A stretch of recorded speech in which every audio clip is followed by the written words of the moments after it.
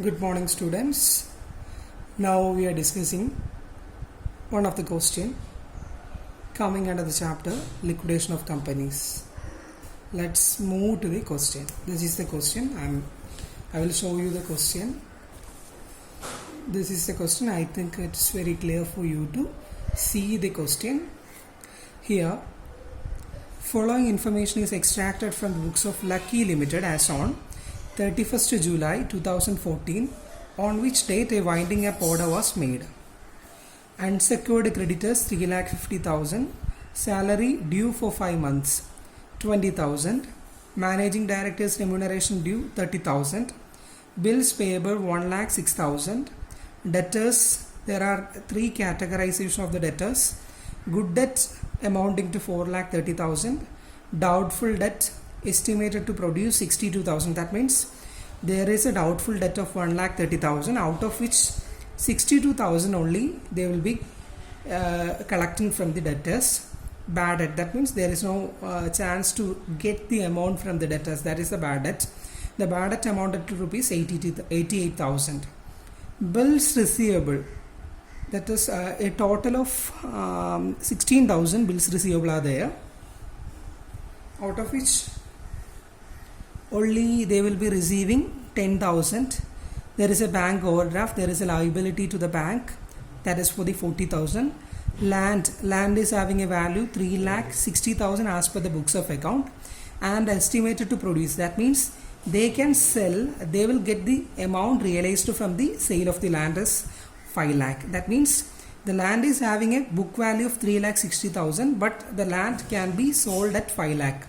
It's a very good situation for the company. And the stock is having a value of 88,20,000, but it only produce. It can be sold at the value 5,80,000. Future furniture and fixtures. Furniture and fixtures amounted to 80,000. There is nothing mentioned about the how much amount that they will be realizing from the furniture or fixtures. Then for one thing we can assume that the 80,000 they will be realizing in the full amount, and they are getting 80,000 in full amount for the realization. Or we come to the up to the end of the question, then we can see any adjustments are going on about this furniture and fixtures. Cash in hand is amounted to 4,000. Estimated liability for bill discounted. There is a bill discounted by the company, that is a liability existed. That liability is amounted to 60,000. Secured creditors holding first mortgage on land. Here we saw that the land is having an estimated value of 5 lakh. Out of this 5 lakh, there is a liability towards the land. The creditors is having some liability, that is mortgage, that lien on over the land. The amount is rounded to 4 lakh. Partly secured creditors holding second mortgage on land. That is partly secured means here there are then next item is the partly secured creditors holding second mortgage on land. That means there are another category of the creditors, they having a secondary partly means they have some mortgage on the land, but they don't have the first mortgage. That means the land is firstly given to the secured creditors. Then whenever we are realizing the amount from the sale of the land, first we have to meet these secured creditors. Then remaining any amount should be divided to this partly secured creditors. This is the order of payment.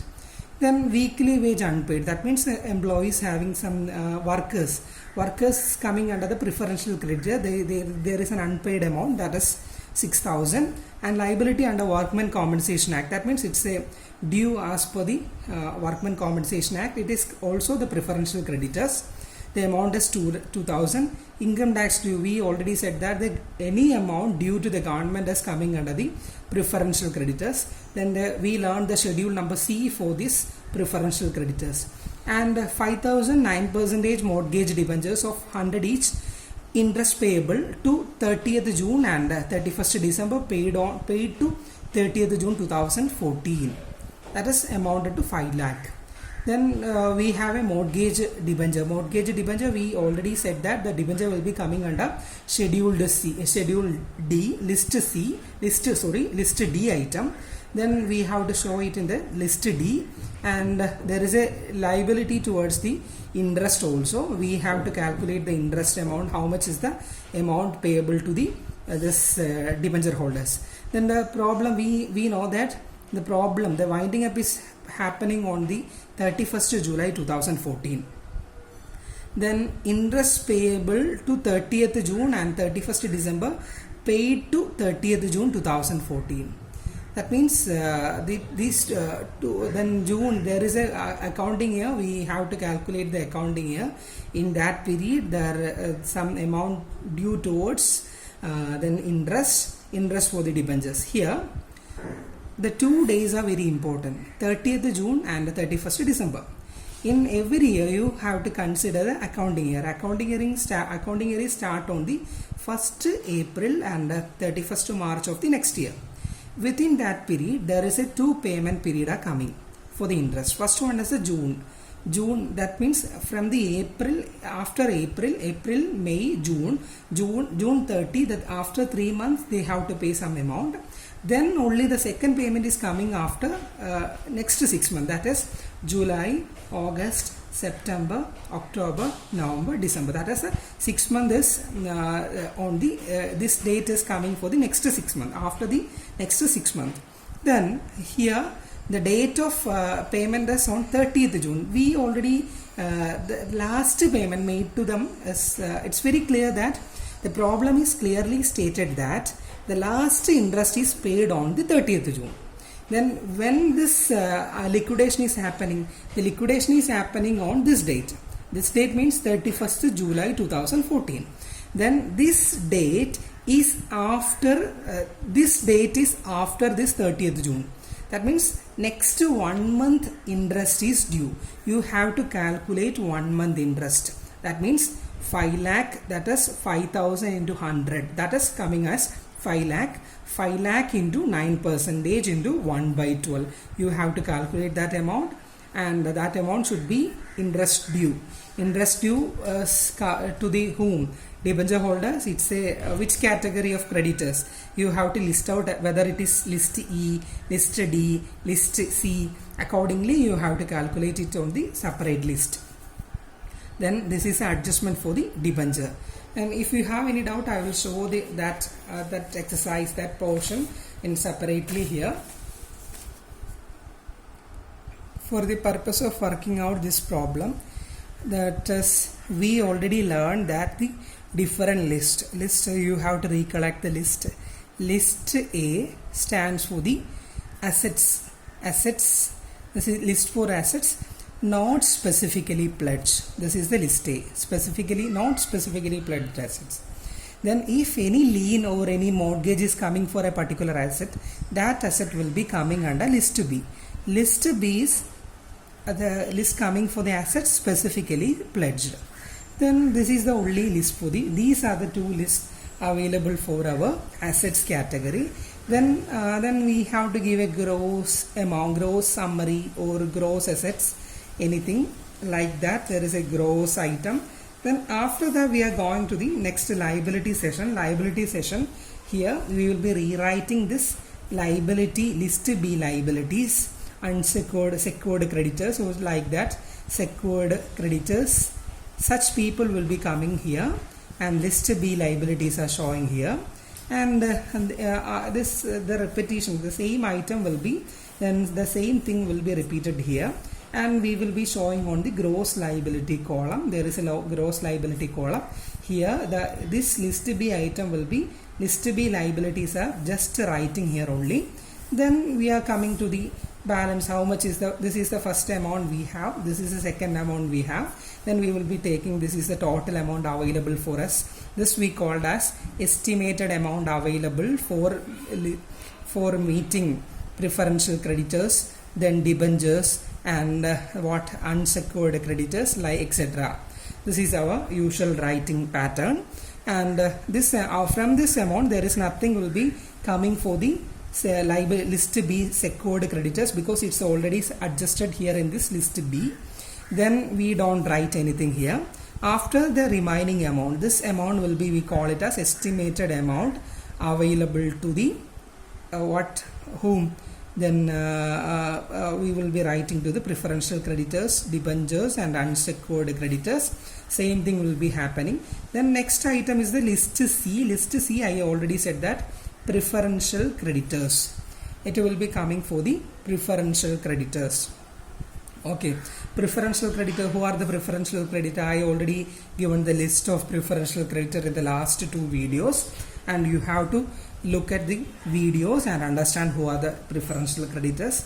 If any, then if required, you can prepare a separate list and show the consolidated figure here, and you have to subtract this amount from this, and we will be getting the remaining amount, that is called as estimated amount available to debentures and unsecured creditors. Okay, then we will be writing the list D. List D is for the debentures. Okay, debentures are coming under this category, and we know the debenture value of the debenture. What is the value of debenture? Debenture is here in this problem. We have to treat it separately. We know that the debenture holder is having the 5,000 rupees, 5,000 debentures. For one debenture is valuing at 100 rupees, then the value of total debenture is 5 lakh. This is very clear to us. Then the second one is from this problem. From this problem we have to understand one thing. The problem, I will be repeatedly telling this adjustment. 5,000 9% mortgage debentures of 100 each. Interest payable to 30th June and 31st December. Paid to 30th June 2014. Okay. Then that means usually the interest is given to the debenture holders in a year, twice in a year. The payment period are 30th June and 31st December. This is the usual payment period of a company here. Then the company is last paid when the last paid to them is on the 30th June. That is very clear. But when we are doing this dissolution, not winding up, this winding up or liquidation is happening on the 31st July. This date is after 1 month of this 30th June. That means we need to pay the 1 month interest to the debenture holders. That is a 31st July. For the 1 month of the July, we need to pay them. Okay, we have to calculate that amount. That amount is the interest. 5 lakh is the total amount of the principal amount, and the 9% is the interest rate. That is 9 by 100 into the only 1 month, 1 by 12. This is the rate. Then we will be dividing, and we are getting a value that is amounted to 3,750. This is our value. This 2 will be showing for the list D item. Okay, then the list D item will be like 5 lakh 3,750. Then we have to subtract it from them, and we will be getting a different balance. Then we will be writing another list. List E. List E will be the unsecured creditors. Okay, unsecured creditors means another remaining creditors. Well, the creditors which are not preferential creditors, debenture holders or secured creditors. Okay, any creditor who is not a secured creditor, who is not a preferential creditor, who is not a debenture holders, will be coming under this unsecured creditor. If you need a separate list, or you can write item by item here, and you can write the amount, and the total amount should be posted here. Then you will just write the total amount here, and you will be getting the balance amount. This is available to the preferential shareholders. This is list F. List F. Then the remaining amount is available to the equity shareholder F, E, F, G. That is the list G. Then last list is the list H. This is the order of writing the items. I will be discussing the problem properly. I will be do the problem here.